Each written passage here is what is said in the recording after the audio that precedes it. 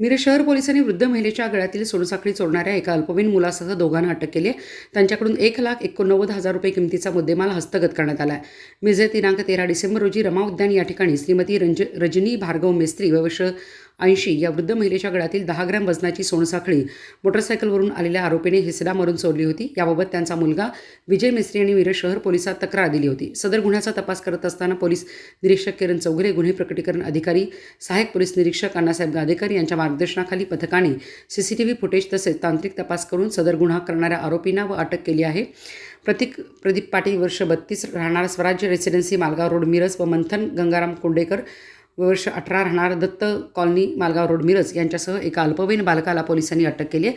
त्यांच्याकडून 1,12,000 रुपये किमतीची 9 ग्राम वजनाची सोन्याची लगड, 27,000 रुपये रोख व 50,000 रुपये किमतीची एक होंडा सुपर स्प्लेंडर गाडी जप्त करण्यात आली आहे. मी किरण चौगुले, पोलीस निरीक्षक, मिरज शहर पोलीस स्टेशन. दिनांक 13/12/2025 रोजी दुपारी 15:40 वाजताच्या दरम्यान एका महिलेच्या गळ्यातील एका अनोळखी मुलानं चेन स्नॅचिंग केली होती आणि त्याच्या लक्ष्मीहार निम्मात तोडून घेऊन गेले होते. तर त्याबाबत आमच्या DB टीम आणि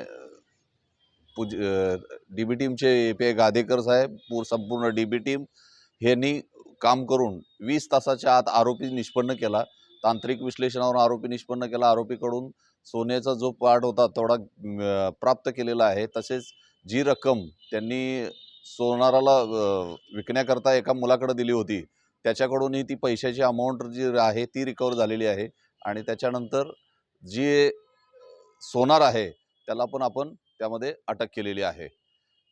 अशा प्रकारे 20 तासाच्या आत या गुन्ह्याचा छडा लावून आरोपी निष्पन्न करून एक विधी संघर्ष बालकाला ताब्यात घेतलेला आहे.